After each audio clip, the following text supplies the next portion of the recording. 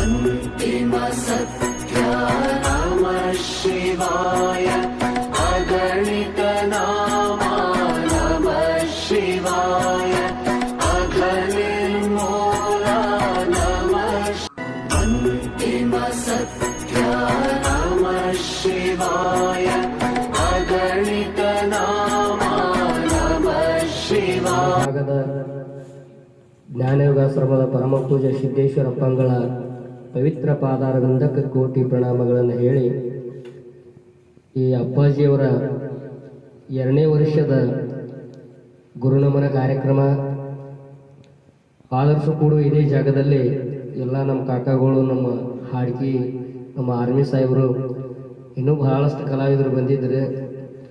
ಈ ವರ್ಷ ಕೂಡ ಏನೋ ಎಲ್ಲರೂ ತಮ್ಮ ಭಕ್ತಿ ಇಟ್ಟು ಶ್ರದ್ಧೆ ಇಟ್ಟು ನಮ್ಮ ಕರೆಗೆ ಹೋಗ್ಕೊಟ್ಟು ತಾವೆಲ್ಲರೂ ಬಂದಿದ್ರಿ. ತಮಗೂ ಕೂಡ ಕೋಟಿ ನಮಸ್ಕಾರಗಳನ್ನು ಹೇಳಿ, ಇದು ಪರಮ ಪೂಜ್ಯ ಸಿದ್ದೇಶ್ವರ ಅಪ್ಪಾಜಿಯವರ ಗುರುನಮನ ಕಾರ್ಯಕ್ರಮ ಮಾಡಬೇಕಾದ್ರೆ ಏನು ಕಾರಣ, ಯಾಕೆ ಮಾಡಬೇಕಾಯ್ತು? ನಮ್ಮ ಮನ್ಯಾಗೆ ಕೆಲವೊಬ್ಬೊಬ್ರು ಹಿರಿಯರ ಪುಣ್ಯತಿಥಿಗಳು ಮಾಡಲಿಕ್ಕೆ ಆಗಂಗಿಲ್ಲ. ಕರೆ ಆದರೂ ಸಹಿತ ಇಂಥ ಮಹಾತ್ಮರ ಒಂದು ಕಾರ್ಯಕ್ರಮ ನಾವು ಎಲ್ಲ ಇಷ್ಟೆಲ್ಲ ಯಾಕೆ ಇಷ್ಟಪಡ್ತೀವಿ ಅಂತ ಕೇಳಿದ್ರೆ, ಇಷ್ಟೆಲ್ಲ ಯಾಕೆ ನಾವು ಶ್ರಮವಿಷ ಮಾಡ್ತಾ ಅಂತ ಕೇಳಿದ್ರೆ, ಅವ್ರು ಕೊಟ್ಟಿರ್ತಕ್ಕಂಥ ಸಂದೇಶ ಜಗತ್ತದೊಳಗೆ ಬಹಳ ಅಗಾಧವಾಗಿರ್ತಕ್ಕಂಥ ಸಂದೇಶ ಐತಿ. ಎಷ್ಟು ಜನ್ಮ ಎತ್ತಿ ಬಂದರೂ ಕೂಡ ಅವರು ಒಂದೊಂದು ತತ್ವದ ವಿಚಾರಗಳನ್ನ ಮನಸ್ಸಿನಲ್ಲಿ ಇಟ್ಟುಕೊಂಡಿವಿ ಅಂದ್ರೆ ಬಹಳ ಜನ್ಮದ ಪುಣ್ಯ ನಮಗೆ ದೊರೀತದ. ಅಂತ ಒಂದೊಂದು ಸಂದೇಶ ಅವರ ಒಂದು ಶಬ್ದದೊಳಗೆ, ಅದಕ್ಕೆ ಇಡೀ ಜಗತ್ತದೊಳಗೆ ನಡೆದಾಡುವ ದೇವರು, ನಮ್ಮ ಶತಮಾನದ ಸಂತರು, ಹಿಂಗ ಒಂದೊಂದು ಬಿರುದಗಳನ್ನ ಅವ್ರಿಗೆ ಕೊಟ್ಕೊತ ಬಂದ್ರು. ನಾವು ನೋಡ್ತೀವಿ, ನಿನ್ನೆ ನ್ಯೂಸ್ ಹ್ಯಾಪಿ ನ್ಯೂ ಇಯರ್ ಅಂತೇಳಿ ಬೆಂಗಳೂರೊಳಗೆ ಲೇಡೀಸ್ ಬಾಯ್ಸ್ ಕೂಡ ಏನು ಅವ್ರು ಮಾಡುವಂಥ ವರ್ತನೆಗಳು, ಅವ್ರು ಮಾಡುವಂಥ ನಡತೆಗಳು ಎಲ್ಲ ಕಾಲ ಕೆಟ್ಟ ಹೋಗೈತಿ. ಇಂಥ ಒಂದು ಕೆಟ್ಟ ಕಾಲದೊಳಗೆ ಅಂಥ ಅಪ್ಪಾಜಿಯವರು ಪಾದಿಟ್ಟು ಈ ಭೂಮಿ ಎಲ್ಲ ಪಾವನ ಮಾಡಿ ಹೋಗಿದ್ದಾರೆ. ಅಂಥ ಪಾವನ ಭೂಮಿಯೊಳಗೆ ನಾವು ಹುಟ್ಟಿ ಬಂದ ಒಂದು ಬಳಕ ಅವರು ಕೆಲವೊಂದೊಂದು ಸಂದೇಶಗಳು ಹೇಳಿದ್ದಾರೆ ಜಗತ್ತದ. ಈ ನಿಸರ್ಗ ನಿನ್ನಿಂದ ಕಾಪಾಡೋದಾಗಲಿಲ್ಲ ಅಂದ್ರೆ ಈ ಜಗತ್ತ ಕೆಡಿಸುವಂಥ ವ್ಯವಹಾರಗಳು ಯಾರು ಮಾಡಬೇಡ್ರಿಪ್ಪ. ಈ ದೇವರು ಎಲ್ಲಿ, ನೀನು ಗುಡಿ ಗುಂಡಾರದೊಳಗೆ, ಮಠ ಮಂದಿರದೊಳಗೆ, ಗಿಡ ಕಲ್ಲಿನೊಳಗೆ ಎಲ್ಲಿ ಹುಡುಕಾಡಬೇಡ. ದೇವ್ರು ಎಲ್ಲಿ ಅದಾನ ಅಂತ ಕೇಳಿದ್ರಿ, ನಿಸರ್ಗದೊಳಗೆ ದೇವ್ರು ಅಡಕಾಗ್ಯಾನ.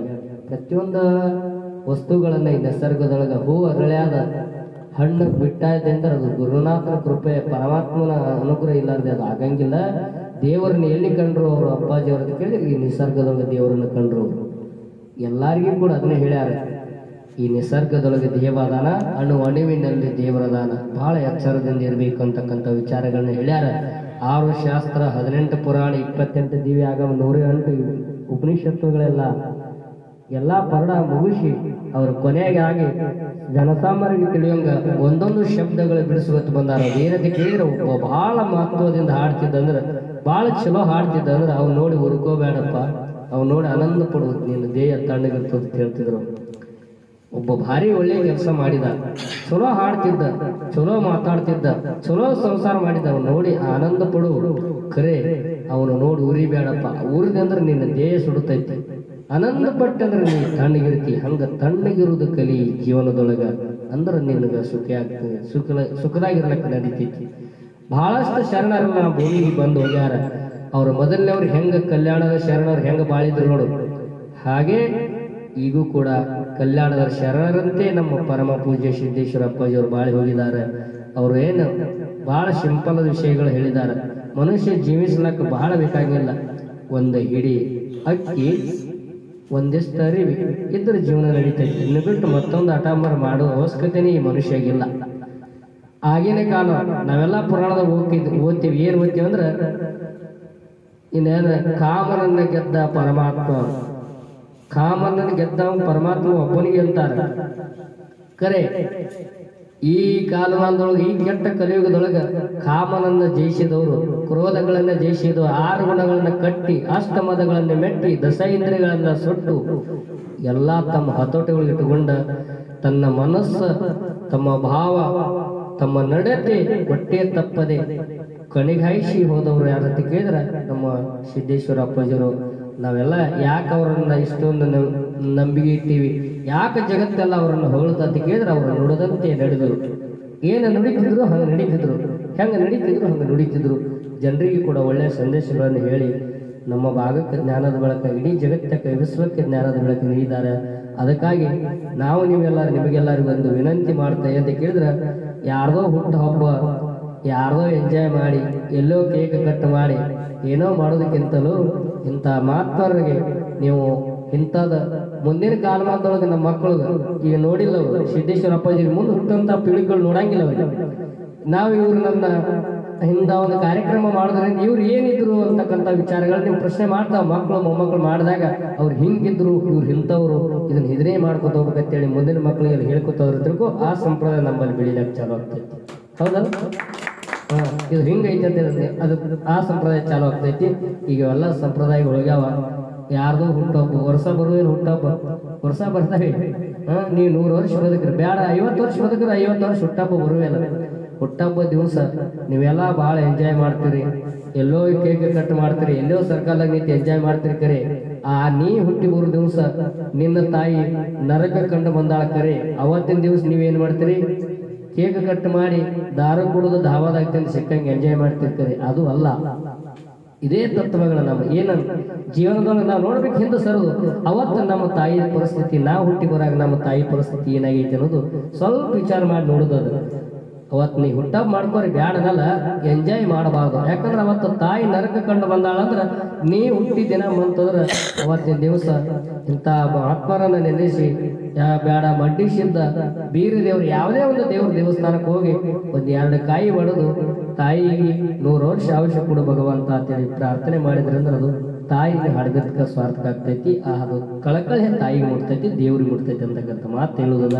ಇವತ್ತಿನ ದಿವಸ ಯಾಕೆ ವರ್ಷ ಕೂಡ ನಾವು ಇದನ್ನು ಆಚರಣೆ ಮಾಡಿದೆ, ಪ್ರತಿ ವರ್ಷ ಕೂಡ ಮಾಡ್ತಾ ಇರ್ತೇವೆ. ಯಾಕಂದ್ರೆ ನಾವು ಮಾಡಿದ್ರೆ ನಾವು ಮಾಡ್ಕೊತ ಹೋಗೋದ್ರಿಂದ ಇನ್ನೊಬ್ಬರಿಗೆ ಅದು ಮಾದರಿ ಆಗಲಿ. ಹೌದಲ್ಲ? ಒಳ್ಳೆ ದಾರಿಯಾಗಿ ನಡೀಲಿ, ಒಳ್ಳೆಯದನ್ನ ಎಲ್ಲರಲ್ಲಿ ಭಾವ ತುಂಬಲಿ. ಸಿದ್ದೇಶ್ವರ ಅಪ್ಪಾಜಿ ಅಂತ ಭಾವ ಮುಂದೊಂದು ನಾವು ಮತ್ತೊಬ್ಬರು ಸಂತರು ಹುಟ್ಟಿ ಬರಲಿ ನಮ್ಮ ನಾಡಿಗೆ. ಅವರು 100ಕ್ಕೂ 100 ಒಂದು ತತ್ವ ಪಾಲನೆ ಮಾಡ್ಕೊಂಡು ಬಂದಾರ. ಅವ್ರ ತತ್ವ ಕೇಳಿ ನಮ್ಮ ಸಂಸಾರದಾಗ ನೀವೆಲ್ಲರೂ ಅವರು ಸಂದೇಶ ಕೇಳ್ಕೊಂಡು ನೀವೆಲ್ಲರೂ ಪುನೀತರಾಗ್ರಿ ಅಂತಕ್ಕಂಥ ಮಾತನ್ನ ಹೇಳಿ ಮೇಲೆ 2 ಮಾತು. ಸುಕ್ಷೇತ್ರ, ಪಾವನ ಕ್ಷೇತ್ರ, ಪುಣ್ಯ ಕ್ಷೇತ್ರ ಬಿಜ್ಜರಿ ಗ್ರಾಮದಲ್ಲಿ ಜನ್ಮೆತ್ತಿ ಬಂದು ನಾಡ ಕಂಡ ಅಪರೂಪದ ಸಂತರು ಯಾರಾದರೂ ಇದ್ರ ಅವರು ಸಿದ್ದೇಶ್ವರ ಅಪ್ಪಾಜಿ ಅವರು. ಇವತ್ತಿನ ದಿವಸ ನಿಮ್ಮಲ್ಲೆಲ್ಲ ಆಗಲಿ ಹೋಗಿ ಇಂದಿಗೆ 2 ವರ್ಷ ಆಯಿತು. ಶಿವಣಿಗೆ ಶಿವರಾಯ ಮಾಸ್ತರ ತೋಟದಲ್ಲಿ ಇಂದಿನ ದಿವಸ 2ನೇ ವರ್ಷದ ಪುಣ್ಯರಾಧನೆಗೋಸ್ಕರವಾಗಿ ಇವತ್ತಿನ ದಿವಸ ಕೂಡಿರ್ತಕ್ಕಂಥ ಎಲ್ಲ ಸರ್ವಧರ್ಮದ ಕಲಾವಿದರು ಕೂಡ ನನ್ನ ನಮಸ್ಕಾರಗಳನ್ನ ಹೇಳಿ, ಇವತ್ತಿನ ದಿವಸ ಜಗತ್ತಿನೊಳಗ ನಡೆದಾಡೋ ದೇವರು ಎಲ್ಲ ಜಗತ್ತಿನೊಳಗ ಸಂತರಾಗಿ ಹೋಗ್ಯಾರ, ಸಾಧುರಾಗಿ ಹೋಗ್ಯಾರ. ಎಲ್ಲಾ ಕಲಾವಿದರೊಳಗ ಇಡೀ ಉತ್ತಮ ಎಲ್ಲಾ ರಾಜಕಾರಣಿಗಳಾಗಲಿ, ಸಾಧು ಸಂತರಾಗ್ಲಿ, ಎಲ್ಲಾ ದೇವರೊಳಗೆ ನಡೆದಾಡೋ ದೇವರತ್ತೆ ಯಾರಿಗೂ ಬೀಳು ಕೊಡ್ಲಿಲ್ಲ. ಈ ಭೂಮಿ ಮೇಲೆ ಇರ್ತಕ್ಕಂಥ ಯಾರಿಗೂ ನಡೆದಾಡೋ ದೇವರಂತೇಳಿ ಯಾರಿಗೂ ಬಿರುದು ಕೊಡ್ಲಿಲ್ಲ. ಯಾರಾದ್ರೂ ಜಗತ್ತಿನೊಳಗೆ ಅದಕ್ಕೆ ಶತಮಾನ ಕಂಡ ಅಪರೂಪದ ಸಂತರಂತೇಳಿ ಕರೆದಾರ ಅವ್ರು ನಮ್ಮ ಸಿದ್ದೇಶ್ವರ ಅಪ್ಪಾಜಿ ಅವರು. ಅದಕ್ಕಿರ್ಲಿ ಬಾಳೇನು ಮಾತುಗಳನ್ನ ಆಡಾಡಿದೆ ನಮ್ಮ ಶಿವರಾಯ ಮಾಸ್ತರ್ ಈ 2 ಮಾತುಗಳನ್ನ ಹೇಳಿ ಎನಿಸಿಕೊಂಡಿರುವ ಯಾವ ಬಿಜಾಪುರ ಜಿಲ್ಲೆ ತಿಕೋಟ ತಾಲೂಕಿನ ಸುಕ್ಷೇತ್ರ ಬಿಜ್ಜರ್ಗಿ ಗ್ರಾಮದಲ್ಲಿ ಜನಸಿ ನಾಡನ್ನು ತಿರುಗಿ ದೇಶಗಳನ್ನು ತಿರುಗಿ ಯಾವ ಕರ್ನಾಟಕ ರಾಜ್ಯದ ಬಿಜಾಪುರ ಜಿಲ್ಲೆಯ ಹೆಸರನ್ನು ಇಡೀ ವಿಶ್ವದಲ್ಲಿ ಬಿಜಾಪುರ ಎಂದ ಹೆಸರು ಎಲ್ಲ ಕಡೆನೂ ಹರಿದಾಡಿಸಿದವರು ಯಾರಪ್ಪ ಅಂತ ಕೇಳಿದ್ರೆ ನಮ್ಮ ಬಿಜಾಪುರ ಜ್ಞಾನಯೋಗ ಆಶ್ರಮದ ಸಿದ್ದೇಶ್ವರ ಅಪ್ಪಾಜಿಯವರು. ಸಿದ್ದೇಶ್ವರ ಅಪ್ಪಾಜಿಯವರು ಹೆಂಗಿದ್ರ ಪಾತ್ರ, ಅವರಿಗೆ ಏನೂ ಆಸ್ತಿ ಇರಲಿಲ್ಲ, ಕಿಸೆ ಇರಲಿಲ್ಲ. ಒಂದು ಅಂಗಿ, ಒಂದು ಲುಂಗಿ ಇತ್ತು, ಒಂದು ಬಿಳಿ ಅಂಗಿ, ಒಂದು ಬಿಳಿ ಲುಂಗಿ, ಒಂದು ಬಿಳಿ ಟೈವಲ್ ಅಪ್ಪರದಿತ್ತು. ಏನಂತೀರಪ್ಪ ಅಂತ ಕೇಳಿದ್ರ, ಜಗತ್ತದೊಳಗ ಯಾರೇ ಬರಲಿ, ನಾವು ನೀವು ಎಲ್ಲ ಯಾರು MP ಬಂದ್ರು, MLA ಬಂದ್ರು, ಯಾರು ರಾಜ ಮಹಾರಾಜರು ಬಂದ್ರಂದ್ರ ಅವ್ರು ಬಂದಾರ ಇವ್ರು ಬಂದಾರ ಅಂತ ಓಡಾಡ್ತೀವಿ, ಅದನ್ನ ಹಾಕ್ತಿವಿ, ಕುರ್ಚಿ ಹಾಕ್ತಿವಿ, ಏನೇನ ಶೃಂಗಾರ ಮಾಡ್ತೀವಿ. ಆದ್ರೆ ಮುತ್ಯಾರು ಹೆಂಗಿದ್ರಪ್ಪ ಅಂತ ಕೇಳಿದ್ರೆ, ಯಾರು MP ಬಂದಾನ ಬರ್ಲಿ, ಯಾರು ಪ್ರಧಾನ ಮಂತ್ರಿ ಬಂದಾನ ಬರ್ಲಿ, ಅವ್ರು ಹೆಂಗಿದ್ರಪ್ಪ ಅಂತ ಕೇಳಿದ್ರ ಸಣ್ಣವರಿಗೇನು ಅದೇ ಭಾವ, ದೊಡ್ಡವರಿಗೇನು ಅದೇ ಭಾವ, ರಾಜ ಮಹಾರಾಜರಿಗೂ ಸಹ ಆ ಅಪ್ಪವ್ರ ಮನಸ್ಸಿನಲ್ಲಿ ಅದೇ ಭಾವ ಇತ್ತು. ಹೆಂಗಪ್ಪ ಅಂತ ಕೇಳಿದ್ರ ಸಿದ್ದೇಶ್ವರ ಅಪ್ಪಾಜಿಯವರ ಬಂದಿಲ್ಲ ಹೋಗಿಲ್ಲ, ಅವರು ಬಂದಿನೂ ಇಲ್ಲ ಹೋಗಿ ಇಲ್ಲ. ಏನ್ ಆಗ್ಯಾರಪ್ಪ ಅಂತ ಕೇಳಿದ್ರೆ ಮೊದಲು ಒಂದು ರೂಪದೊಳಗೆ ಬಂದಿದ್ರು, ಒಂದು ರೂಪದೊಳಗ ಆತ್ಮ ಇತ್ತು. ಈಗ ಹೆಂಗಪ್ಪ ಅಂತ ನಿರಾತ್ಮ ಆಗ್ಯದ. ಹೆಂಗಾಗ್ಯಾರಪ್ಪ ಅಂತ ಕೇಳಿದ್ರೆ ಮೊದಲು ಒಂದು ಕೊಡದಾಗ ಇಟ್ಟಿರ್ತಕ್ಕಂಥ ನೀರಿನ ತರ ಆಗಿದ್ರು. ಈಗ ಕೊಡ ಒಡೆನ ಹೆಂಗ ಸಮುದ್ರ ಕೂಡತ್ತಲ್ಲ ಹಂಗ ಜಗತ್ತವನ್ನ ಹರಿದಾಡುವಂತ, ಜಗತ್ತನ್ನ ಪರಿಪಾಲಿಸುವಂತ ಯಾವ ನಿರಾತ್ಮವಾಗಿ ಇವತ್ತಿನ ದಿವಸ ಸಿದ್ದೇಶ್ವರ ಅಪ್ಪಾಜಿಯವರು ಅದಾರ. ನಾವು ನೀವು ಎಲ್ಲರೂ ಕೂಡಿ ಪ್ರತಿ ವರ್ಷ ಸಿದ್ದೇಶ್ವರ ಅಪ್ಪಾಜಿಯವರ ಪುಣ್ಯತಿಥಿಯನ್ನು ಮಾಡ್ತಾ ಇದ್ದೀವಿ.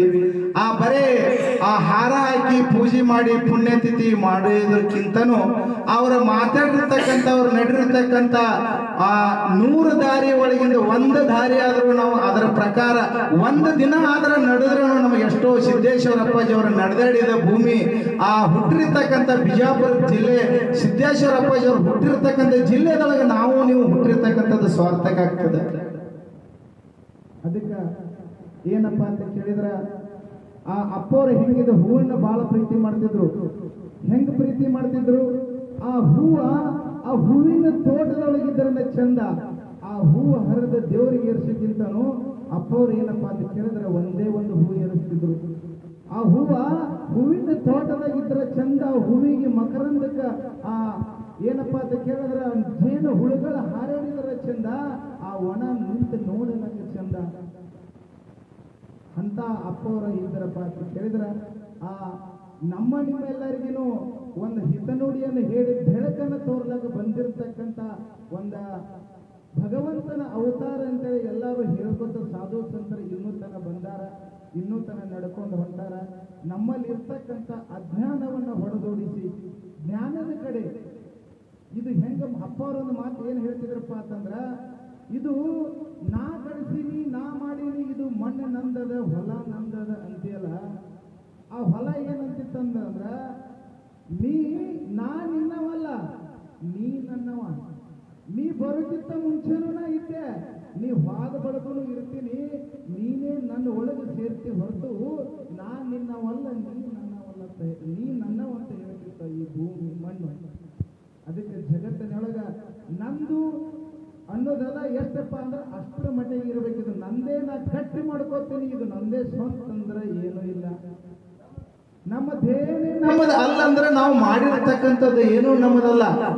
ಏನಪ್ಪ ಅಂತ ಕೇಳಿದ್ರ ಈ ಜಗತ್ತಿನಾಗ ಬಂದಿವಿ, ಏನ ಜೀವ ಎತ್ತಿ ಬಂದಿವಿ ಅಂದ್ರೆ ಏನು ಉಪಯೋಗಿಸಕ್ಕದ ಅದನ್ನ ಒಳ್ಳೆ ರೀತಿಯಿಂದ ಅತಿ ಉತ್ತಮ ರೀತಿಯಿಂದ ಉಪಯೋಗ ಮಾಡೋದದ, ಮತ್ತೆ ಬಿಟ್ಟು ಬಿಡುದದ.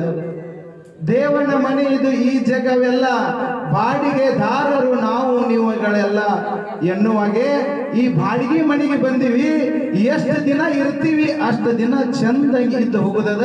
ಇದ್ರಾಗ ನಂದು ನಾನು ಏನೂ ತಗೊಂಡು ಹೋಗುವಂಗಿಲ್ಲ ಅಂತ ಯಾವ ಸಿದ್ದೇಶ್ವರ ಅಪ್ಪಾಜಿಯವರ ಇವತ್ತ 2ನೇ ವರ್ಷದ ಪುಣ್ಯತಿಥಿಯನ್ನು ಯಾವ ನನ್ನ ಗುರುಗಳಾಗಿರ್ತಕ್ಕಂಥ ಯಾವ ನೆಲೆ ಇಲ್ಲದ ಕಲ್ಲನ್ನು ಶಿಲೆ ಮಾಡಿ ಕಲೆ ಇಲ್ಲದವನಿಗೆ ತಿದ್ದಿ ತೀಡಿ ಆಗಲಾರದು ಅನ್ನುವ ಪದವನ್ನು ದೂರ ಮಾಡಿ 4 ಜನರ ಮುಂದೆ ಧೈರ್ಯ ತುಂಬಿ ಮಾತಾಡುವಂಗ ಮಾಡಿ ಸಕಲ ಕಲೆ ಉಳ್ಳ ಎನ್ನ ಗುರುಗಳಾದ ಶಿವನಿಗೆ ಶಿವರಾಯ ಮಾಸ್ತರ ಸರಿಗೆ ಹೃದಯಪೂರ್ವಕ ಧನ್ಯವಾದಗಳನ್ನು ಹೇಳುತ್ತಾ, ಇನ್ನೋರ್ವ ಗುರುಗಳಾಗಿರ್ತಕ್ಕಂಥ ಯಾವ ನಿಮ್ಮ ಕಡೆ ಇದು ಆಗೇ ಆಗತ್ತ, ನೀವು ಮಾಡಿ, ನೀವು ಪ್ರಯತ್ನ ಬಿಡಬೇಡ್ರಿ.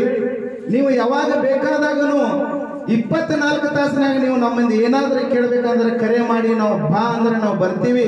ನೀವು ಇದನ್ನ ಸತ್ಯಸಂಗವನ್ನ ಹಿಡಿದಿರಿ ಅಂದ್ರೆ ಬಿಡಬೇಡ್ರಿ, ಒಂದು ದಂಡಿಗೆ ಹಚ್ಚಿ ಹೋಗ್ರಿ ಅಂತೇಳಿ ನಡ್ಕೊಂತ ಹೇಳ್ಕೊಂತ ನಮ್ಮ ಜೊತೆ ಇದ್ದಿರ್ತಕ್ಕಂಥ ಇನ್ನೊಬ್ಬ ನಮ್ಮ ಗುರುಗಳಾಗಿರ್ತಕ್ಕಂಥ ಯಾವ ಶಿವನುಡಿ ಸಿದ್ಧಟಿಗೆ ನುಡಿತಕ್ಕಂಥವ್ರು ನಮ್ಮ ಮುತ್ಯಾರ ಯಾರಪ್ಪ ಅಂತಂದ್ರ ಯಾವ ಬಂತನಾಳ ಗ್ರಾಮದ ಲಕ್ಷ್ಮಣ್ ಮುತ್ಯಾರಿಗೆ ಸಹ ಹೃದಯಪೂರ್ವಕ ಧನ್ಯವಾದಗಳನ್ನ ಹೇಳುತ್ತಾ, ಇವತ್ತಿನ ದಿನ 4 ಜನರ ಮುಂದೆ ಬಂದು ನಿಂತು ಮಾತಾಡಕತ್ತೀವಿ ಅಂದ್ರೆ 2 ಗುರುಗಳದ ಬಹಳ ಇದ್ರೊಳಗ ಏನಪ್ಪಾ ಅಂತ ಕೇಳಿದ್ರೆ ಉಪಕಾರ ಅದ.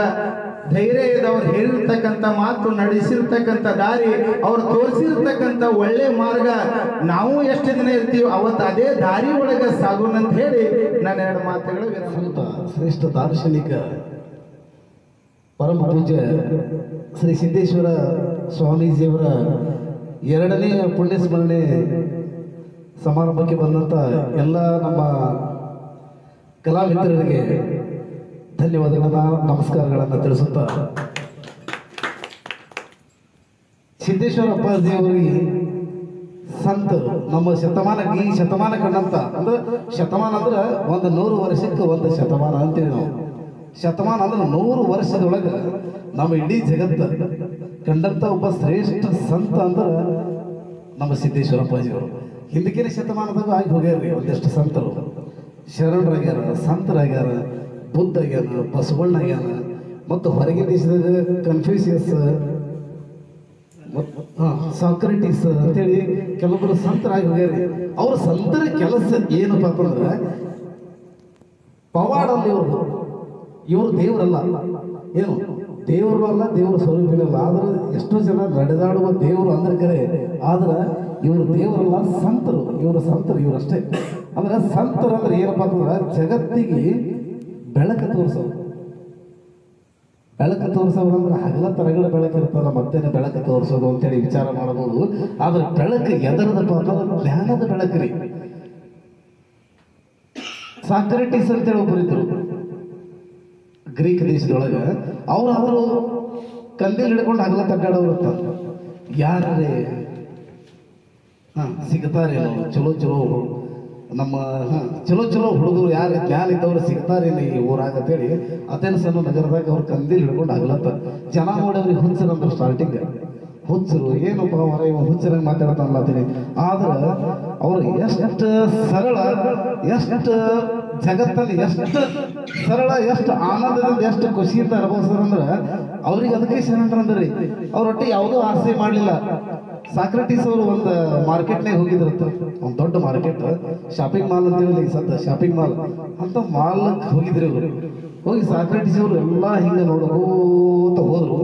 ನೋಡ್ಕೋತ ಹೋಗಿ ಹೊಳ್ಳಿ ನೋಡ್ಕೋತ ಬರೋ ಟೈಮ್ದಾಗ ಕೇಳೋದಂತ ಮಾಲ್ನಾಗ ಅವ್ರು ನಿಂತಿರ್ತಾರಲ್ಲ ವಾಚ್ಮ್ಯಾನ್ ಅವ್ರು ಇವರು, ಅಲ್ರಿ ಹಿಂಗೆಲ್ಲ ಹೋದ್ರಿ, ಎಲ್ಲ ತಿರುಗಾಡಿ ಬಂದ್ರಿ, ಎದಕ್ಕೆ ಹೋಗಿದ್ರಿ, ಏನು ತಗೊಳಕ್ಕೆ ಹೋಗಿದ್ರಿ ಅಂತ ಕೇಳೋದ್ರಂತ. ಅವಾಗ ಸಾಕ್ರೆಟಿಸ್ ಅಂತ ಏನಿಲ್ಲಪ್ಪ, ಜಗತ್ತಿನಾಗ ಮನುಷ್ಯಾಗ ಅವಶ್ಯಕತೆ ಇಲ್ಲಾರದು, ಇಲ್ಲಿ ಏನೇನು ಇಟ್ಟಾರ ನೋಡಕ್ ಹೋಗಿದ್ದೆ ಎಲ್ಲ ಅವಶ್ಯಕತೆ ಇಲ್ಲಾರದೆ ಅದಾವು, ಅವಶ್ಯಕತೆ ಇದ್ದಿದ್ದು ಯಾವ ಇಟ್ಟೆ ಇಲ್ಲದ್ರೊಳಗೆ. ನೋಡ್ರಿ ಎಷ್ಟು ಅದ್ಭುತವಾದ ಮಾತು. ನಾವೀಗ ನೋಡ್ರಿ ಎಷ್ಟು ಆಡಂಬರ ಜೀವನ ಆಗ್ಯದ. ಆದ್ರೆ ನಾವಂತೀವಿ ಈಗ ಮನುಷ್ಯ ಒಂದು ಬೈಕ್ ಬೇಕು, ಒಂದು ಮೊಬೈಲ್ ಬೇಕು, ಮೊಬೈಲ್ ಇಟ್ಟು ಅವಶ್ಯಕತೆ ಆದ, ಮೊಬೈಲ್ ಇರ್ಲಿಕ್ಕಂತ ಜೀವನಾನೇ ಎಲ್ಲ ಅಂತೀವಿ. ಆದ್ರೆ ಅವರು ಏನೂ ಇಲ್ಲ, ಒಟ್ಟು ಬಟ್ಟೆಗೆ ಕಿಶಾಗಿಲಾರದೆ ಬದುಕದ್ರಿ. ಯಾರೇ ಏನೇ ಕೊಳ್ಳಾಕಂದ್ರೆ ಕೈ ಚಾಚಲಿಲ್ಲ. ಸಿದ್ದೇಶ್ವರ ಅಪ್ಪಾಜಿ ಅವ್ರಿಗೆ ಒಂದು ಕಥೆ ರೂಪದಾಗ ಹೇಳೋ ಒಂದು ದೃಷ್ಟಾಂತ ಹೇಳ್ತಾರ. ಎಲ್ಲೋ ಒಬ್ಬ ಭಿಕ್ಷುಕ ಊರಾಗೆಲ್ಲ ಭಿಕ್ಷೆ ಬಿಡಲತ್ತ, ಯಾರು ಭಿಕ್ಷೆ ನೀಡಲಿಲ್ಲತ್ತ. ಮುಂದಿನವ್ರಿಗೆ ಹೋಗ್ಲತ್ತ. ಮುಂದಿನವ್ರಿಗೆ ಹೋಗೋದಕ್ಕೆ ಹೊತ್ತು ಮುಳುಗಿತ್ತು, ಮಲ್ಕೊಂಡ. ಮುಂಜಾನೆ ಎದ್ದು ಈ ಊರಾಗರೆ ನನಗೆ ಏನಾರ ಸಿಗುತ್ತದ ಅಂತೇಳಿ ವಿಚಾರ ಮಾಡಕತ್ತಿದ್ದ. ಅಲ್ಲಿ ಆ ಊರಾಗ ರಾಜರ ಸೈನಿಕರು ಆನೆಗಳಿಗೆ ಇವು ಹುಲ್ಲು ತಿರ್ಸಕತ್ತೆ, ಹುಲ್ಲ ಮತ್ತು ಮಾದಲಿ ಉಂಡಿ ಇದು ಮಾಡಿ ತಿರ್ಸಕತ್ತಿರುತ್ತೆ. ಮಾದಲಿ ಉಂಡಿ ಅವು ಆನೆಗಳು ಒಲ್ಲೆ ತೆಳಿ ಮುಂದೆ ಹೋಗುತ್ತ, ಇವ್ರು ಜೋರಾವರಿ ಮಾಡಿ ಅವಕ್ಕೆ ಆನೆಗಳಿಗೆ ಕೊಡೋರುತ್ತ. ಇವನತ್ತವು ಒಲ್ಲೆತ್ತವ, ಇವ್ರದೇ ಜೋರಾವರಿ ಮಾಡಿ ಕೊಡ್ಲಾಕ್ ಹೊಂಟಾರಲ್ಲ. ಭವಿಷ್ಯ ಬೇಡೋಕ್ಕಿಂತಲೂ ಒಲ್ಲೆಂದ್ರ ಭಾಳ ಜೋರಾವರಿ ಮಾಡಂಗೆ ಕಾಣತದ ಜಗತ್ತ ತಂದ್ರತ್ತವ. ಭಿಕ್ಷುಕ ಅಂದ ಕುಂದ್ರನ ಮುಂಜಾನೆಲ್ಲ ಅಲ್ಲೇ ಹಾದಿ ಮಕ್ಕಳು ಕೂತಿದ್ದ. ಹೊಲಕ್ಕೆಲ್ಲ ಹಾಯ್ದು ಹೋಗೋರೆಲ್ಲ ನೋಡ್ಕೋತಂದ್ರೆ ಇವ ಯಾರಪ್ಪ ಹಸು ಯಾವನು ಬಂದು ಕೂತಾನಲ್ಲ ಅಂತ ನೋಡ್ಕೋತ ಹೋದ್ರು ಸುಮ್ಮನೆ ಕೂತ ಇವ. ಮತ್ತೆ ಹೊಳ್ಳಿ ಸಂಜೆಯಿಂದ ಹೊಲದಿಂದ ಎಲ್ಲರೂ ಬರೋ ಟೈಮ್ದಾಗ ನೋಡ್ಕೊತ ಬಂದ್ರು. ಮುಂಜಾನೆ ಇಲ್ಲೇ ಕೂತಾನಲ್ಲಪ್ಪ ಮುದಕ್ಕಿವ ಅಂತಂದ್ರು. ಇವ ಊರಾಗ ಹೋಗ್ಲಿಲ್ಲ, ಭಿಕ್ಷೆ ಬೇಡಿಲ್ಲ, ಸುಮ್ಮನೆ ಕೂತು ಬಿಟ್ಟಿದ್ದ ಕೈ ಕಟ್ಕೊಂಡು. ಅಂದೇನು ಮರುದಿನ ಮತ್ತೆ ಮುಂಜಾನೆ ಹೋಗೋ ಟೈಮ್ದಾಗ ಮತ್ತೆಲ್ಲರೂ ನೋಡ್ಕೋತ ಹೋದ್ರು. ಮತ್ತೆ ಅಲ್ಲೇ ಕೂತಿದ್ದ. ಯಾರು ಮರ ಹಿಂಗೆ ಕೂತಲ್ಲ ಅಂತಂದು ಒಬ್ಬ ಹೆಣ್ಮಗಳು ಏನ್ ಮಾಡಲತ್ತ, ಪಾಪ ಇವ ಮುಂಜಾನೆ ಇಲ್ಲೇ ಕೂತಾನ ಮನುಷ್ಯ, ಏನು ತಿಂದಾನು ಇಲ್ಲೋ ಅಂತೇಳಿ ಅಕ್ಕಿ ಏನ್ ಮಾಡೋದು, ಯಪ್ಪ ಮುಂಜಾನೆ ನಿನ್ನೆ ಹಿಡ್ದ ನೋಡ್ಲಾಕತ್ತೀನಿ, ನಿನ್ನೆ ಮುಂಜಾನೆ ಕೂತಾವ ಇಲ್ಲೇ ಕೂತಿದಿ, ಏನಾರ ಉಂಡಿಯ ಇಲ್ಲ ಅನ್ನತ್ತ. ಅವ ಏನೂ ಇಲ್ಲ ಅನ್ನತ್ತ. ಆಕಿ ಯಪ್ಪ ನಿನ್ನೆ ಮುಂಜಾನೆ ಕೂತಿ ಬುದ್ಧಿ ಅಂತೇಳಿ ಇಲ್ಲಂದು ಊಟಾರಿ ಮಾಡ್ತಾರೆ, ಬುದ್ಧಿ ಬೀಚಿಗೆ ಆಕಿಂದ ಬುದ್ಧಿ ಕೊಟ್ಲು ಉಣ್ಣತ್ತೇಳಿ. ಇವಾಗ ಒಲ್ಲೆ ಅನ್ನತ್ತ. ಮತ್ತೇನು ಬೇಕಾಯ್ತು, ಏನೂ ಬೇಡ. ಆಕಿ ಹೋಗಿ ಊರಾಗೆಲ್ಲ ಹೇಳ್ಬಿಟ್ಲು, ಒಬ್ಬ ಬಂದು ಗೊತ್ತಾನೋ ಯಪ್ಪ ಯಾವನ ಹೇಳ್ಕೊಟ್ರು ಒಲ್ಲೆಲ್ಲಗತ್ತಾನ, ಬುದ್ಧಿ ಕೊಟ್ರು ಒಲ್ಲೆಲ್ಲಗತ್ತಾನ ಅನ್ನೋ ಊರಾಗ ಮಂದೆಲ್ಲ ಹೋದ್ರು. ಏನೇನೋ ನೈವೇದ್ಯಗಳು ಏನೇನೋ ಬೇಕು ಬ್ಯಾಡದ್ದು ಮಾಡ್ಕೊಂಡೋದ್ರು, ಎಲ್ಲ ಒಲ್ಲೆಂದ ರೊಕ್ಕ ಕೊಡಾಕೋದ್ರು, ಎಲ್ಲ ಒಲ್ಲೆಂದ. ಏನು ಯಾರು ಬೆಳ್ಳಿ ಬಂಗಾರ ಬೇಕೇನೋ ಬಂದಿರಂದ್ರು, ಏನೂ ಬೇಡ ಅಂತಾವ. ಏನೋ ಬೇಡ ಅಂದಾಗ ಆ ಸುದ್ದಿ ರಾಜ ಅಂತನ ಹೋಯ್ತ್ರಿ. ರಾಜ ಅಂತ ಏನು ಬೇಡ ಅಂತ ಬಂದ ಅಲ್ಲಿ ಇದಂತ ವಿಚಿತ್ರ ಹೋಗಿ ರಾಜ ಹೋಗಿ ನಿಂತ. ನಿಂದ್ರನ ಮುಂಜಾನೆ ಕೂತಿದ್ದ, ಮರದಿನ ಮುಂಜಾನೆ ಬಿಸಿಲು ಕಾಯಿಸ್ಕೊತ ಕೂತಿದ್ದ ಅತ್ತಿವ. ಕೂತಾಗ ಹೋಗಿ ರಾಜ ಮುಂದೆ ನಿಂತ, ನಾ ಈ ದೇಶದ ರಾಜ ಅದೇನಿ, ನಿನಗೇನು ಬೇಕು ಅಂತ. ಅವನ ತಂದೆ ಮೊದಲು ಸ್ವಲ್ಪ ಮಗನಿಗೆ ಸರಿ ಬಿಸಿಲು ಬೇಕಾಗ್ಯಾವ ಅಂತ ಬಿಸಿಲು ಕಾಯಿಸ್ಕೊತ ಕೂತಿದ್ದ. ಇಲ್ಲ ನಾ ದೇಶದ ರಾಜ ಅದೀನಿ, ನಿನಗೇನು ಬೇಕು, ನನಗೇನೂ ಬೇಡ ಅನ್ನ. ಏನೂ ಬೇಡ ಮತ್ತೆ ಎದಕ್ಕೆ ಬಂದಿ? ನಾ ಸುಮ್ ಬಂದೀನಿ. ಅವ ರಾಜ ಅಂತ, ಇವ ಯಾವುದೋ ಲೋಕದಿಂದ ಇಳಿದು ಬಂದಂತ ನಮ್ಮ ರಾಜ್ಯಕ್ಕೆ ಬಂದಂತ ಯಾವನೊಬ್ಬ ದೊಡ್ಡ ಸಂತನೇ ಇದ್ದಾಗ ಅವನಿಗೆ ಸಕಲ ಮರ್ಯಾದೆಯಿಂದ ಏನು ಬಾಜಾ ಬಜಂತ್ರಿ ಹಚ್ಚಿ ಅರಮನೆ ಕರ್ಕೊಂಡು ಬಂದಂತವನಿಗೆ ನೋಡ್ರಿ. ಬ್ಯಾಡ ಅನ್ನೋದ್ರಿಂದ ಏನೆಲ್ಲ ಬರ್ತದೆ. ಅದೇ ಬೇಕು ಅನ್ಕೋತವ್ರು ಭಾಳ ಜನ ಒಬ್ಬರು ರೊಟ್ಟಿ ಕೊಡ್ತಿದ್ರು, ಒಬ್ರು ಅನ್ನ ಕೊಡ್ತಿದ್ರು, ಒಬ್ರು ಏನೋ ಕೊಡ್ತಿದ್ರು, ಭಾಳ ಯಾರೋ ಒಂದು 8 ಆಣೆ 1 ರೂಪಾಯಿ ಕೊಟ್ಟು ಕಳಿಸ್ತಿದ್ರು ಅವನಿಗೆ. ಆದ್ರೆ ಬ್ಯಾಡ ಅನ್ನೋದ್ರಿಂದ ಏನೆಲ್ಲ ಸಿಗುತ್ತದೆ ಅಂತೇಳಿ ಹೇಳಿದ ಸಂತಿರುವರು. ಅದಕ್ಕೆ ಬುದ್ಧ ಭಗವಾನ್ ಬುದ್ಧರು ಕೂಡ ಹೇಳಿದ್ರು. ಭಗವಾನ್ ಬುದ್ಧ ದೊಡ್ಡ ರಾಜ ಇದ್ದ. ಒಂದ್ ದಿವಸ ವಾಯುವಿಹಾರ ಕೊಟ್ಟೆ ಅವನಿಗೆ 25 ವರ್ಷದ ತನ ಹೊರಗಿನ ಪ್ರಪಂಚನೇ ತೋರಿಸಿದ್ದಿಲ್ಲ, ಬರೀ ಅರಮನೆಗೆ ಬೆಳೆಸಿದ್ರು. ಅರಮನೆಗೆ ಲಗ್ನ ಮಾಡಿದ್ರು. ಅಲ್ಲೇ ಒಂದು ಮಗನು ಹುಟ್ಟಿದ್ದ ಗೌತಮ ಬುದ್ಧಗ. ಒಂದು ದಿವಸ ವಾಯುವಿಹಾರಕ್ಕೆ ಹೋಗೋ ಟೈಮ್ದಾಗ ಅವನಿಗೆ ಒಬ್ಬ ಭಿಕ್ಷುಕ ಕಂಡ. ನೋಡ್ದ, ಯಾರಿವ ಹಿಂಗ್ಯಾಕದಾನ? ಅವ ಭಿಕ್ಷುಕನ ಹೇಳ್ರಿ ತಿಳಿದ್ರು. ಭಿಕ್ಷುಕರನ್ನ ಬೆಳ್ಕೊಂತಿರ್ತಾನ ಇವ ಅಂದ. ಯಾಕಂದ್ರೆ ಗೊತ್ತೇ ಇದ್ದಿಲ್ಲ ಇವನಿಗೆ ಭಿಕ್ಷುಕರು ಇರ್ತಾರ ಜಗತ್ತಾಗ ಅನ್ನೋದು. ಮುಂದೆ ಹೋದ, ಒಬ್ಬ ಕೆಮ್ಮಕೋತ ಈಗ ಸಾಯಿಲು ಆಗ ಸಾಯಿಲು ಅನ್ನಂತ ಒಬ್ಬ ರೋಗಿಷ್ಟು ಮುದುಕ ಗೊತ್ತಿದ್ದ. ಅವನಿಗೆ ನೋಡ ಇವ್ಯಾಕೆ ಹಿಂಗ ಅಂದ. ಇವನು ಎಲ್ಲ ರೋಗಿಷ್ಟ್ರ, ಯಾಕೆ ಅವನಿಗೆ ಯಾಕೆ ರೋಗ ಅದ ಅಂತ ಕೇಳ್ದ. ಏನಿಲ್ರಿ, ಎಲ್ಲರಿಗೆ ವಯಸ್ಸಾಗಿಂದ ರೋಗ ಸಾವು ಬರುದೇರಿ ಅಂದ್ರು. ಅವನ ಜೋಡಿ ಹೋದಂತ ಭಟರು ಗಾಬರಿ ಅದ. ಮುಂದೆ ಹಂಗೆ ಹೋಗೋಣ, ಒಂದು ಹೆಣ ಹೊಂಟಿತ್ತಂತ. ಅವನಿಗೆ ಕಲಿಕೊಂಡ್ರು ಸ್ಯಾರ, ಹಿಂಗೆ ಕರ್ಕೊಂಡ್ ಹೊಂಟ್ರ. ಅವನೊಬ್ಬ ಗೌತಮ ಬುದ್ಧ ಸತ್ತಾನ್ರಿ, ಒಯ್ಲಾಗ್ತಾರ, ಎಲ್ಲಿಗೆ ಒಯ್ದು ಮುಚ್ಚತಾರ. ಗಾಬರಿ ಅದ ಗೌತಮ ಬುದ್ಧ. ಮನುಷ್ಯ ಸಾಯ್ತಾನ್ರಿ, ಮತ್ ಸತ್ತಾಗ ಏನೂ ಇಲ್ಲ, ಎಲ್ಲ ಬಿಟ್ಟು ಇಲ್ಲೇ ಹೋಗ್ಬಿಡುದು ಅಂದಾಗ ಗೌತಮ ಬುದ್ಧಂದ ಇಲ್ಲಿ ನಾ ಏನು ಮಾಡಿದ್ರು ಏನೂ ಇಲ್ಲ, ಮತ್ತ ಒಂದ್ ದಿವಸ ನಾ ಎಲ್ಲ ಬಿಟ್ಟು ಸಾಯುವುದೇ ಯಾವಲ್ಲ ಅಂತ ಹೇಳಿ ಕೂತ ವಿಚಾರ ಮಾಡದ ಅರಮನೆಗೆ ಬರೀ ಅದೇ ವಿಚಾರ ಮಾಡಕತ್ತ. ಮನುಷ್ಯ ಒಂದಿನ ಜಡ್ ಹತ್ತಿ ಸಾಯ್ತಾನ ಅಂದ್ರೂ ಕೂಡ ಮನುಷ್ಯ ಇಟ್ಟಾಕ ಬಡದಾಡ್ತಾನ, ಮನುಷ್ಯ ಇಟ್ಟಾಕ ಕಷ್ಟ ಪಡ್ತಾನ, ಇಷ್ಟಾಕ ಬಡದಾಡ್ತಾನ, ಇಷ್ಟಾಕ ಅಳತಾನ, ಇಷ್ಟಾಕ ಸಂಕಟ ಪಡ್ತಾನ ಅಂತ ಹೇಳಿ ಅದಕ್ಕೆ ಏನು ಕಾರಣ ಅಂತ ಹೇಳಿ ಹೋಗಿ ಅಶ್ವತ್ಥ ಅರಳಿ ಬರೋದ್ ಕೆಳಗೆ ಕೂತ ಹೋಗಿ ಕುಂತ ಯಾಕಂದ್ರೆ ಎಲ್ಲಾ ತರ ವಿಚಾರ ಮಾಡಿದಾಗ ಒಂದೇ ಒಂದು ಜ್ಞಾನೋದಯ ಆಯ್ತು ಅವ್ರಿಗೆ. ಗೌತಮ ಬುದ್ಧಗೆ ಜ್ಞಾನೋದಯ ಆಯ್ತು ಅಂತ ಹೇಳ್ತಾರ. ಯಾವಾಗ ಜ್ಞಾನ ಬಂತಂದ್ರ ಒಂದೇ ಒಂದು ಶಬ್ದ ಕಂಡಿಡ್ದವ, ಮನುಷ್ಯನ ದುಃಖಕ್ಕೆ ಏನು ಕಾರಣ ಅಂದ್ರೆ ಆಸೆ ಒಂದು ಬಿಟ್ಟ ಮನುಷ್ಯ ಅಂತಂದ್ರ ಸಂತೋಷದಿಂದ ಇರ್ತಾನ, ಇದ್ದಿದ್ರೊಳಗೆ ಕ್ಷಮ ಖುಷಿಯಿಂದ ಹೋಗ್ತಾನ. ಆ ಆಸೆ ನನಗೆ ಬೇಕು, ನನಗೆ ಕಿಶ ತುಂಬ್ಕೋಬೇಕು, ನಾನು ಗಳಿಸಬೇಕು, ನಾ ಮಾಡಬೇಕು, ನಾ ಅದನ್ನ ಮಾಡಬೇಕು, ಇದನ್ನ ಮಾಡ್ಬೇಕಂತ ಇರ್ತಲ್ಲ. ಈ ಆಸೆ ಮತ್ತೊಬ್ಬರು ನೋಡಿ, ನಾವು ಕಾರ್ನಾಗ ಹೊಂಟನಂದ್ರು ನಾ ಬೈಕ್ನಾಗ ಹೊಂಟೀನಿ, ಅವ ಕಾರ್ನಾಗ ಹೊಂಟಾನ, ನಾನು ಕಾರ್ ತಗೋಬೇಕು. ಕಾರ್ನಾಗ ಹೊಂಟವನಿಗೆ ನಾವು ಹೆಲಿಕಾಪ್ಟರ್ ಹೊಂಟವ್ ನೋಡಿ ಅವ ಅಂತಾನ, ನಾನು ಒಮ್ಮೆ ಹೆಲಿಕಾಪ್ಟರ್ನಾಗ ಅಡ್ಡಾಡಬೇಕಂತ ಮಾತಿರ್ತಾನ. ಹಂಗ ಮತ್ತೊಬ್ಬರು ನೋಡಿ ಅದನ್ನ ಹೆಚ್ಚಿಗೆ ಆಸೆ ಪಟ್ಕೊಳಕೆನ ಇದ್ದದ್ರೊಳಗೆ ನಾವು ಸಂತೋಷದಿಂದ ಹೋಗೋದ್ರೊಳಗೆ ಬಹಳ ನೆಮ್ಮದಿ ಜೀವನ ಅದ. ಅದಕ್ಕೆ ಸಿದ್ದೇಶ್ವರಪ್ಪಾಜಿ ಅವರು ಕಿಶಾನಿ ಇಟ್ಟಿದ್ದಿಲ್ಲ, ಅಂಗಿಗೆ ಏನೂ ಮಾಡಲಿಲ್ಲ, ಏನೂ ಬೇಡಲಿಲ್ಲ. ಅವರು ಸುಮ್ಮ ಇದ್ದಟ್ರಾಗ ಯಾರು ಭಕ್ತರು ಕೊಟ್ಟಂತ ಪ್ರಸಾದವನ್ನು ಉಂಡ್ರು, ಭಕ್ತರು ಕೊಟ್ಟಂತ ಸಾದ ಅರಿವಿ ಉಟ್ರು, ಮುಗೀತು. ಹೆಚ್ಚಿಗೆ ಏನೇ ಕೊಳ್ಳಕ್ಕೆ ಹೋದ್ರೆ ಯಾವುದೋ ಕೈಯಿಂದ ಮುಟ್ಟಿ ತಗೊಳ್ಳೋದಂತ ಶ್ರೇಷ್ಠ ಸಂತರು. ಪ್ರತಿಯೊಬ್ಬ ಸಂತಾಲಿ, ಪ್ರತಿಯೊಬ್ಬ ಶರಣರಲ್ಲಿ, ಸಂತರಲ್ಲಿ ನಮಗೆ ಜಗತ್ತಿನಾಗ ಜಗತ್ತಿನ ಹೇಳ್ಕೊಂಡು ಇದನ್ನೇ ಹೇಳ್ಕೊಂಡು ಬಂದವ. ಆಸೆ ಮಾಡಬೇಡ್ರಿ, ಆಸೆ ಮಾಡಬೇಡ್ರಿ. ಮತ್ತೆ ಕೆಲವೊಂದಿಷ್ಟು ಬಸವಣ್ಣವರು ಹೇಳಿದ್ರು, ಕಳಬೇಡ, ಕೊಲಬೇಡ, ಹುಸಿಯ ನುಡಿಯಲು ಬೇಡ, ಇದಿರ ಹಳಿಯಲು ಬೇಡ, ಅನ್ಯರಿಗೆ ಅಸಹ್ಯ ಪಡಬೇಡ, ತನ್ನ ಬಣ್ಣಿಸಬೇಡ.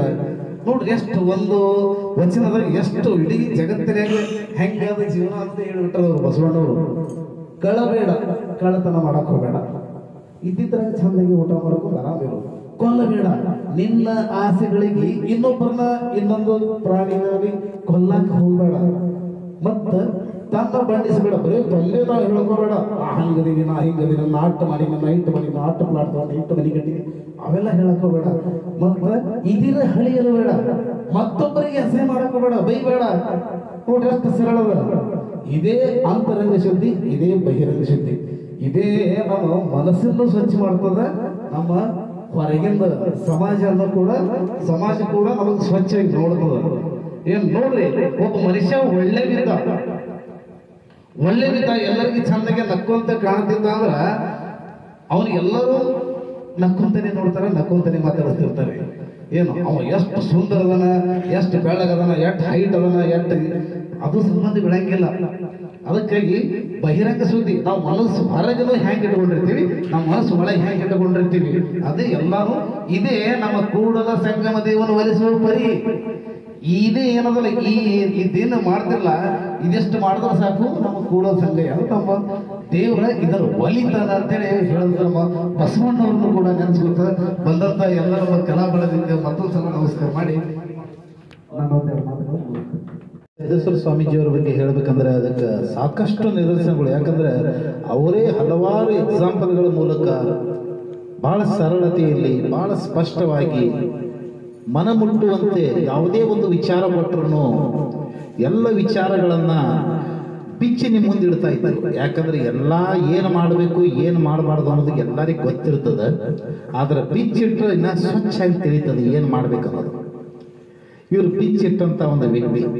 ಯಾಕಂದ್ರೆ ಯಾವುದೇ ವಿಚಾರ ಆಗಿರ್ಬೋದು, ಕೆಲವೊಮ್ಮೆ ನಮಗೆ ಏನು ಡಿಸೈಡ್ ತಗೋಬೇಕು, ಏನು ನಿರ್ಧಾರ ತಗೋಬೇಕು ಅನ್ನೋದು ಗೊತ್ತಿರಂಗಿಲ್ಲ. ಅಂಥದ್ರಲ್ಲಿ ಸಿದ್ದೇಶ್ವರ ಸ್ವಾಮೀಜಿಯವರು ಕೆಲವೊಂದು ವಿಷಯದ ಬಗ್ಗೆ, ಇವತ್ತು ಅವ್ರ ಕಣ್ಣು ಮುಂದೆ ಹೂವಿದ್ದರೆ ಹೂವಿನ ಬಗ್ಗೆ, ಅವರ ಕಣ್ಣು ಮುಂದೆ ಹಣ್ಣಿದ್ರೆ ಹಣ್ಣಿನ ಬಗ್ಗೆ, ಈ ಒಂದು ಪ್ರಕೃತಿಯಲ್ಲಿ, ಈ ಒಂದು ಪಂಚಭೂತಗಳಲ್ಲಿ ಏನೆಲ್ಲ ಒಂದು ಆಗು ಹೋಗುಗಳಿರ್ತಾವ, ಏನೆಲ್ಲ ಕಣ್ಣಿಗೆ ಬೀಳ್ತಾವ ವಸ್ತುಗಳು, ಎಲ್ಲದರ ಬಗ್ಗೆ ಸಾಕಷ್ಟು ಜ್ಞಾನವುಳ್ಳಂತಹ ಒಬ್ಬ ಪರಮ ಪೂಜ್ಯ ವ್ಯಕ್ತಿಯವರು ಬಸವಣ್ಣ. ಇದು ಸಿದ್ದೇಶ್ವರ ಸ್ವಾಮೀಜಿಯವರು. ಇವರೊಂದು ಒಂದು ಸಣ್ಣದೊಂದು ಎಕ್ಸಾಂಪಲ್ ಹೇಳ್ತಾರೆ. ಇವರು ಏನಂದ್ರೆ ದರ್ಶನ ಅಂದ್ರೆ ಏನು ಅಂತ ಅದು ಕೇಳಿರ್ಬೇಕು, ಎಲ್ಲರಿಗೂ ಗೊತ್ತಿರಬೇಕು. ದರ್ಶನ ಅಂದ್ರೆ ಏನು, ಇದು ಒಂಥರ ದೇವಲೋಕದಾಗ ಒಂದು ಬಹಳ ಕ್ಲಿಷ್ಟಕರವಾದ ಒಂದು ಪ್ರಶ್ನೆಯಾಗಿ ಉದ್ಭವಿಸಿಬಿಡ್ತದೆ. ಹೌದು, ದರ್ಶನ ಅಂದ್ರೆ ಏನು, ನಾವು ನೋಡಿದ್ವಿ ಮಾಡ್ತೀವಿ. ದರ್ಶನ ಅಂದ್ರೆ ನಮಗೂ ತಿಳಿಯುವಂತಾಗ್ಯದ. ಎಲ್ಲದಕ್ಕೂ ಪರಿಹಾರ ಮಾಡಕ್ಕೆ ನಮಗೆ ನಾರದ ಮುನಿಗಳದಾರ. ನಾರದ ಮುನಿಗಳಿಗೆ ಕರೆಸ್ರಿ, ದರ್ಶನ ಅಂದ್ರೆ ಏನು ಕೇಳ್ರಿ. ಇಲ್ಲಿ ಕುಂತಂತ ಎಲ್ಲ ದೇವಾದಿಗಳಿಗೆ ಅದರ ಬಗ್ಗೆ ಒಂದರ ಡೆಫಿನೇಷನ್ ಕೊಡ್ರಿ, ದರ್ಶನ ಅಂದ್ರೆ ಏನು. ಅದೇನು ದೊಡ್ಡ ಮಹಾ ಅಂತರಿ ಎಲ್ಲ ದೇವಾದಿಗಳು ಕೂಡಿ ದೇವಲೋಕದಲ್ಲಿ ಚರ್ಚೆ ಆದಂತ ಈ ವಿಷಯವನ್ನ ನಾರದ ಮುನಿಗಳಿಗೆ ಕರೆದು ಬಿಟ್ರು. ನಾರಾಯಣ ನಾರಾಯಣ ಅಂತ ಬಂದು ನಿಂತು ಬಿಟ್ರು ನಾರದ ಮುನಿಗಳು. ಅಲ್ಲಪ್ಪ, ಇಷ್ಟೆಲ್ಲರಿಗೂ ಒಂದು ಸಮಸ್ಯೆ ಉದ್ಭವ ಆಗ್ಯದ, ನಾವು ಇಷ್ಟದಲ್ಲಿ ವಿಚಾರ ಮಾಡಿವ್ ಖರೆ, ಅದ್ರ ದರ್ಶನ ಅಂದ್ರೆ ಏನು ನಮಗೆ ತಿಳಿಯುವಂತಾಗ್ಯದ. ದರ್ಶನ ಅಂದ್ರೆ ಏನು, ಅದೇನು ದೊಡ್ಡ ವಿಚಾರ. ಈಗ ಶ್ರೀಕೃಷ್ಣ ಪರಮಾತ್ಮನ ಕಡೆ ಹೋಗ್ತೀನಿ, ಹಿಂಗೆ ಕೇಳಿ ಟಕ್ಕ ನಂಗೆ ಬಂದು ನಿಮಗೆ ಉತ್ತರ ಹೇಳ್ಬಿಡ್ತೀನಿ, ಅದೇನು ದೊಡ್ಡ ವಿಚಾರ ಆಗುತ್ತೆ ದರ್ಶನ. ಆಯ್ತು, ನಾನು ಹೋಗ್ತಾರೆ ಶ್ರೀಕೃಷ್ಣ ಪರಮಾತ್ಮ ಕಡೆ ಹೋದಾಗ ಹಿಂಗ ದೇವಲೋಕದಲ್ಲಿ ಒಂದು ಸಮಸ್ಯೆ, ಒಂದು ಪ್ರಶ್ನೆ ಏನಿಲ್ಲ. ಅಲ್ಲೊಂದು ಅರಣ್ಯ ಅದ, ಅರಣ್ಯ ಒಳಗೆ ಒಂದು ಆಕಳ ಹೊಂಟದ. ಆ ಆಕಳ ಇನ್ನೇನು ಒಂದು 2 ಕ್ಷಣದಲ್ಲಿ ಒಂದು ಹೆಂಡಿ ಹಾಕ್ತದೆ, ಸಗಣಿ. ಆ ಸಗಣಿಯಾಗಿನ ಹುಳಕ್ ಹೋಗಿ ಕೇಳು ದರ್ಶನ ಅಂದ್ರೇನು ಹೇಳ್ತದೆ. ಹೌದ್ರೆ ಇಷ್ಟೇ ಸರಳದ ದರ್ಶನ. ಹೌದು, ಬಹಳ ಸರಳದ. ಸೀದಾ ಬಂದ ನಾರದ ಮುನಿ, ನಾರಾಯಣ ನಾರಾಯಣ ಅಂತ ಬಂದು ನಿಂತ. ಆ ಶಿವ ನೋಡದಂತೆ ಸಗಣಿ ಹಾಕ್ತು ಹೆಂಡಿ. ಆ ಹೆಂಡಿ ಒಳಗೆ ಹುಳ ಬಂತು. ಟಕ್ಕನ ಹಿಂಗೆ ನೋಡ್ತು ನಾರದ ಮುನಿಗಳಿಗೆ. ಹೊರಗೆ ಬಂದು ಬಿಲಿ ಬಿಲಿ ಒದ್ದಾಡಿ ಸತ್ತೋಗ್ಬಿಡ್ತು. ಉತ್ತರ ಸಿಗಲಿಲ್ಲ. ಒಂದು ಜೀವಿ ಸತ್ತೋಯ್ತು, ನನ್ನ ಮುಖ ದರ್ಶನದಿಂದ ನನ್ನ ಮುಖ ನೋಡಿ ಇಷ್ಟು ಸತ್ತೋಯ್ತು ಅಂದ್ರೆ ನಾ ಏನಂತದ ಪಾಪ ಮಾಡಿದ್ದೆ, ಒಂದು ಜೀವ ಬಂದಿದ್ದ ಪಾಪ ನನಗೆ ಸಿಗುತ್ತಲ್ಲ ಅಂತೇಳಿ ಶಿವನ ಕಡೆ ಓಡೋದ. ಶಿವ ಶ್ರೀಕೃಷ್ಣ ಪರಮಾತ್ಮ ಆ ಹುಳ ಸತ್ತೋಯ್ತು, ನನಗೆ ಉತ್ತರ ಸಿಗ್ಲಿಲ್ಲ. ಹಂಗಾದ್ರೆ ಅಲ್ಲಿ ಐನರ್ ಮನಿ ಒಳಗ ಒಂದು ಆಕಳದ, ಅದು ಕರು ಹಾಕ್ತದ, ಆ ಕರುಗೆ ಹೋಗಿ ಕೇಳು ದರ್ಶನ ಅಂದ್ರೆ ಏನು ನಿನಗೆ ಹೇಳ್ತದ. ನೋಡು ಶ್ರೀಕೃಷ್ಣ ಪರಮಾತ್ಮ ಈಗ ಒಂದು ಜೀವಿ ಸತ್ತದ, ಮತ್ತೆ ಆಕಳ ಕರು ಸತ್ತರ ಹ್ಯಾಂಗ್ ಮಾಡ್ಲಿ, ಇಷ್ಟು ಒಂದು ಸಂದಿಗ್ಧ ಪರಿಸ್ಥಿತಿಗೆ ನನಗೆ ಹಾಕ್ಲಿಕ್ಕೆ ಹೋಗ್ಬೇಡ, ಸರಳತೆಯಿಂದ ನನಗೆ ದರ್ಶನ ಅಂದ್ರೆ ನೋಡು ನಾವು ಹೋಗಿ ಹೇಳ್ತೀನಿ ಅಂದಾಗ, ಇಲ್ಲ ನೀನು ಹೋಗಿ ಉತ್ತರ ಸಿಗುತ್ತೆ ಅಂದಾಗ ಸೀದಾ ಹೋಗ್ತಾನ. ಇನ್ನೇನು ಆಕಳ ಕರು ಹಾಕ್ತದ, ಆ ಕರು ಹೋಗಿ ಕೇಳ್ಬೇಕಂತಿರ್ತಾನ. ನಾರಾಯಣ ನಾರಾಯಣ ಅಂತ ನಿಂತಾಗ ಕರು ಹೊರಗೆ ಬಂದು ಕಣ್ಣು ಬಿಟ್ಟು ಅವನಿಗೆ ನೋಡಿ ಸತ್ತು ಬಿಡ್ತದ. ಕರು ಸತ್ತೋಯ್ತು. ಹೋದ ಶ್ರೀಕೃಷ್ಣ ಪರಮಾತ್ಮನ ಕಡೆ. ಶಿವ ಶ್ರೀಕೃಷ್ಣ ಪರಮಾತ್ಮ ಮತ್ತೊಂದು ಜೀವ ಸತ್ತೋಯ್ತು, ನನಗೆ ದರ್ಶನ ಅಂದ್ರೆ ಗೊತ್ತಾಗಿದ್ದ. ಇಲ್ಲಿ ದೇವಲೋಕದಾಗ ಎಲ್ಲರೂ ನಾರಾಯಣ ನಾರಾಯಣ ಒದಗ್ಲಿಕ್ಕತ್ತಾರ. ದರ್ಶನ ಅಂದ್ರೆ ಏನಂತೇಳಿ ಘರ್ಷಣೆ ಚರ್ಚೆ ನಡೆದದ. ಆಯ್ತು, ಕೊನೆಯದಾಗ ಒಂದು ಹೇಳ್ತೀನಿ. ಇಲ್ಲೊಬ್ಬವ ಕೇಶಿ ರಾಜ ಅಂತಿದ್ದಾನ. ಅವ ಮಾಡಿದ ಅವ ಮಾಡಿರುವಂತ ದಾನ ಧರ್ಮಕ್ಕೆ ಅವನಿಗೆ 100 ಮಕ್ಕಳ ಯೋಗ ಇತ್ತು. ಆದ್ರೆ ಯಾವುದೋ ಒಂದು ಸಣ್ಣ ವಿಘ್ನದಿಂದ ಅವನಿಗೆ ಆಗಿಲ್ಲ. 25 ವರ್ಷದ ಮ್ಯಾಲೆ ಈಗ ಅವನ ಹೆಂಡತಿ ಹೊಟ್ಟಲಾಗ್ಯಾಳ. ಇನ್ನೇನು 2 ಕ್ಷಣದಲ್ಲಿ ಒಂದು ಗಂಡು ಮಗುವಿಗೆ ಜನನ ಕೊಡ್ತಾರ. ಆ ಹುಟ್ಟೋ ಮಗು ಹೋಗಿ ಕೇಳು ದರ್ಶನ ಅಂದ್ರೆ ನಿನಗೆ ಹೇಳ್ತದ ಅಂತ. ಹೋಗಲ್ಲ ಶ್ರೀಕೃಷ್ಣ ಪರಮಾತ್ಮ ಅಂತ. ನಾವು 2 ಜೀವ ಸತ್ತಾವ, ಅವ ದಾನ ಧರ್ಮ ಮಾಡಾನಂತೀರಿ, ಒಳ್ಳೆ ವ್ಯಕ್ತಿ ಅಂತೀರಿ. 25 ವರ್ಷದ ಮೇಲೆ ಈಗ ಒಂದು ಗಂಡು ಹುಟ್ಟ್ಯಾನಂತೀರಿ, ಸತ್ರ ಹ್ಯಾಂಗ್ ಮಾಡ್ಲಿ ಅಂತ ನಾವು. ಆಮೇಲೆ ಇಲ್ಲಿ ಬಂದು ಕೇಳ್ತಾನ. ಎಲ್ಲ ದೇವಾದಿಗಳು ಒದರ್ತಿರ್ತಾರ ದರ್ಶನ ಅಂದ್ರೆ ಹೇಳಂತೇಳಿ. ಒದರನ್ನ ಯಾರು ಕನ್ಫ್ಯೂಸ್ ಆಗಿ ಲಾಸ್ಟಿಗೆ ಇರ್ಲಿ, ಶ್ರೀಕೃಷ್ಣ ಪರಮಾತ್ಮ ಹೋಗ್ತೀನಿ ಅಂತ ಬಂದು ನಿಂತಾಗ ಇನ್ನೇನು 2 ಕ್ಷಣದಲ್ಲಿ ಆ ಮಗು ಜನನ ಆಗ್ತದ. ಕೈಯಾಗಿ ಹಿಡಿದಿರ್ತಾರ. ಸಣ್ಣ ಹಸು ಊಸು ಕಣ್ಣು ಬಿಟ್ಟು ನೋಡ್ತದ. ನಾರಾಯಣ ನಾರಾಯಣ ಅಂತ ನೋಡಿದಾಗ 2 ಕೈ ಎತ್ತಿ ನಮಸ್ಕಾರ ಮಾಡ್ಬಿಡ್ತದ. ನಮಸ್ಕಾರ ಮಾಡೋಣ ಅಂತದ. ನೀ ಈಗ ತಾನೇ ಹುಟ್ಟಿರುವಂತ ಕೂಸು, ಲೋಕದ ಪರಿಕಲ್ಪನೆ ನಿನಗಿಲ್ಲ. ನೀನು ನನ್ನ ಕೈ ಎತ್ತಿ ಹೆಂಗ್ ನಮಸ್ಕಾರ ಮಾಡಿದಿ, ಮತ್ತೆ ಕಣ್ಣು ಬಿಡಕ್ಕೂ ಚಾನ್ಸ್ ಇಲ್ಲ. ನೀ ಕಣ್ಣು ಹೆಂಗ್ ಬಿಟ್ಟು ನೋಡಿದೆ ಅನ್ನೋಣ. ಇದೇ ದರ್ಶನ. ಯಾಕಂದ್ರೆ ನಾರದ ಮುನಿಗಳೇ, ನಾನು ಹೆಂಡಾಗಿನ ಹುಳ ಆಗಿ ಹುಟ್ಟಿದ್ದೆ, ನಿಮ್ಮ ದರ್ಶನ ಆಯ್ತು ಆಕಳ ಕರು ಆಗಿ ಹುಟ್ಟಿದೆ, ಮತ್ತೆ ನಿಮ್ ದರ್ಶನ ಸಿಕ್ತು ಇಂಥ ರಾಜನಿಗೆ ಮಗ ಆಗಿ ಹುಟ್ಟಿರಿ. ಇದೇ ದರ್ಶನ ಅಂತ ಹೇಳ್ತಾರೆ. ಹೆಂಗಿರ್ತದ ದರ್ಶನ ಅಂದ್ರೆ? ಈ ನಿದರ್ಶನಗಳು ಬಹಳ ಅದಾವ. ಸಿದ್ದೇಶ್ವರ ಸ್ವಾಮೀಜಿಗಳು ಹೇಳ್ಬೇಕಾದ್ರೆ ಇದು ಕೂಡ ಅವರೇ ಹೇಳಿದ್ದು. ಆದ್ರೆ ಅವರಷ್ಟು ಸ್ಪಷ್ಟತೆಯಿಂದ ನಮಗೆ ಹೇಳಿಕೆ ಬರಂಗಿಲ್ಲ. ಆದ್ರೆ ಏನು ವಿಶೇಷ ಆಗುತ್ತೆ ಅದು ನಿಮಗೆ ನಾವು ತಲುಪಿಸ್ಲಿಕ್ಕೆ ಮಾಡ್ತೀವಿ.